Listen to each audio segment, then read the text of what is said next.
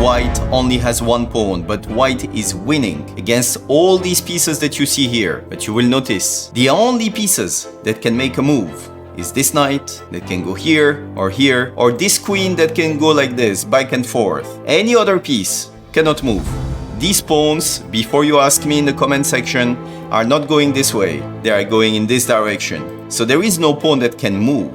So now you should ask yourself the first question: can I take this or should I push the pawn? Now let me tell you something very clear. Knights are faster than pawns. I know you're gonna challenge me on this. So if you want to play a move like this, I can just move my knight. And if you go here, I go again. And now I'm controlling. There is no way you can progress with your pawn, and you're losing this position. Because everything now can settle.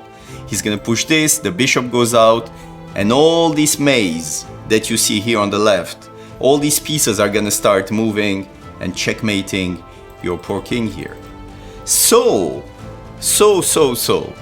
the first move is to get rid of this knight. The only move in this position, as you can see, is this queen. This queen back and forth. That's the only thing that this queen can do. What should be the next move white should play? Should they play h3 or h4? And yes, by now, you just noticed that this pawn here has never moved in the game, which means it's able the pawn is able to actually move 2 squares. But should you move it 2 squares? That's the question here. So let's see what happens after h4. You can see here it's a blunder. I helped you already. Because he goes queen here, he pushes. That's the only move. I know it's hard to believe, and now all you want is to actually see if there is something else that can move in all this. But nothing can move. Just the queen. Just the queen. So you go like this, the queen moves, you go here, the queen moves again. And now you arrive here. So now you have to make another decision. You're thinking, should I get a queen? Should I get a knight? Should I get a bishop? Or should I get the rook? So let's see what happens if you get a queen. I'm just moving. What can you do with this queen? Just think about it. This rook is protected by the knight, so you will never be able to actually infiltrate the position of black, even if you play a move like this. And this, you can't. And this king, you can never get to this one with the queen. Never.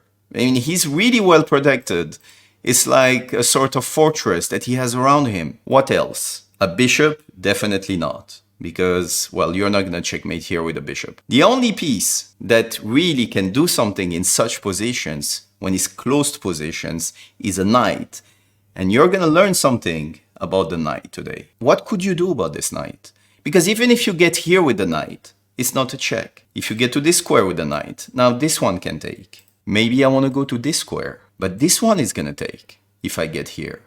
Because yes, it would be a checkmate if my knight gets here, and there is no pawn here, obviously, right? So now, I'm thinking, I need to get rid of this pawn. So if there is no pawn here, and my knight gets here, now it's a checkmate. He's moving the queen, you go knight g6, he's moving the queen again. That's pretty crazy, but that's the only move that he can play. And now you go here, to knight c5, and your target is to get rid of this pawn. He moves, again the queen, and now you take. And when he moves the queen, what you had in mind is to go on a square that targets this. Because when he moves, what do you do now? If you take, the queen takes. So this is the problem of this position. And this is why what you should do when you see something like this in your head, or pretty far ahead. And by the way, a subscriber actually showed me this position and told me that it takes 3 minutes to actually solve it, which I don't believe. Because actually this position is a checkmate, a forced checkmate in 16 moves. There is no way it's 3 minutes to actually solve a 16 moves checkmate. But let's do it. Okay, so we arrive here, and now the queen is able to actually protect this rook, which is a problem. So, playing the variation that we had, we would have loved to actually play this move when the queen was already on a2, right? Because now she would be forced to go to a1. And now we would take with checkmate. So now what you're thinking is maybe, okay, taking the knight, the queen moves, and now you're thinking about pushing. which is a mistake, as I said. And pushing again, until you get the knight.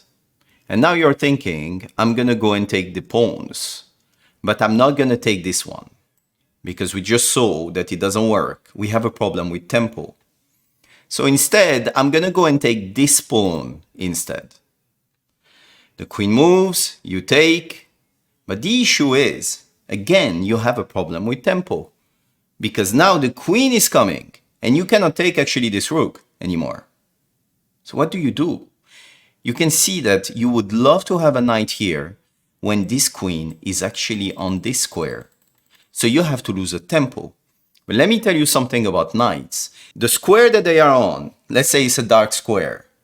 If they move to another square, it's going to be an opposite color square. So from a dark square, they're always going to go to a white square. And this is a problem, which means that it's extremely hard with the knight to actually lose the tempo. Someone who's a professional chess player would know in this position, maybe I need to lose a tempo with the pawn that I had and not with the knight. So let's say the first move is taking. That's fine. Now he moves the queen. And now, instead of playing a move that is h4, what you can do is playing h3. I know it doesn't look like it makes a big difference right now, but you will see in the final position it makes a massive difference and it allows you to checkmate. So you push the pawn, right? You go with the knight. He can only move the queen, so there is no reason to actually even think about it. And when he arrives here, the queen moves. Now let me show you what happens if you're greedy and you take actually this pawn straight away. He moves the queen, that's all he can do. And you come with the knight here because you want to take this. If the queen moves, that's a beautiful checkmate, but that's not over because there was another move that black could have played here. They're not forced to actually move the queen. I hope you saw that. Now the fact that we took this pawn, it created some space for this pawn to advance. And this is the issue here. They can just advance, and there is nothing you can do with your knight. You could take here, for instance. Now he's moving the queen. And when you go back, the queen is coming back and covering again and protecting the rook. And now this position is a total draw. And the reason is, I know it's kind of hard to actually even represent this in your mind and think, I can just lose a tempo with the knight. I can just do some sort of triangulation or something. But you cannot do this with the knight because he changes colors basically from one square to the other. He goes to opposite colors and you cannot waste a tempo. So knowing this, now let's go back to the start. Knowing this, the move that you have to play here is h3 to lose a tempo with the pawn. Now it goes like this, all the way up. Again, all the way up, all the way up. Is this a song? Yeah, that's a song. Tell me which name it is. All the way up. I can't remember. All right. And now the knight comes.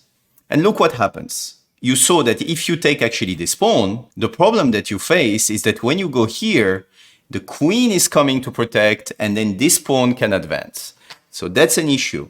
Instead, what you have to do, you come to the conclusion that the fact that black has this pawn that they can push is the issue in the variation that we just had. So what you have to do is that you have to first eliminate this pawn. They move the queen, you take this pawn. And this makes a big difference. Because what can you play now? Honestly, with black.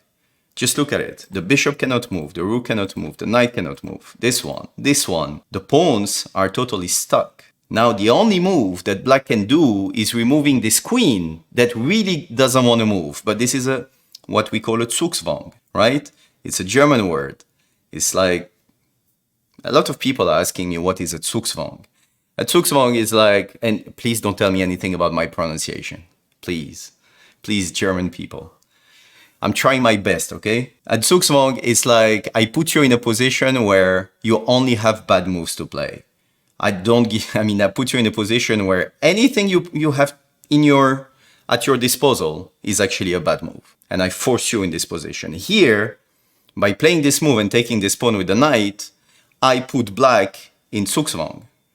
Because all they can do is move the queen, and now we deliver a stunning checkmate with white. I hope you like this puzzle. I'll see you on the next one.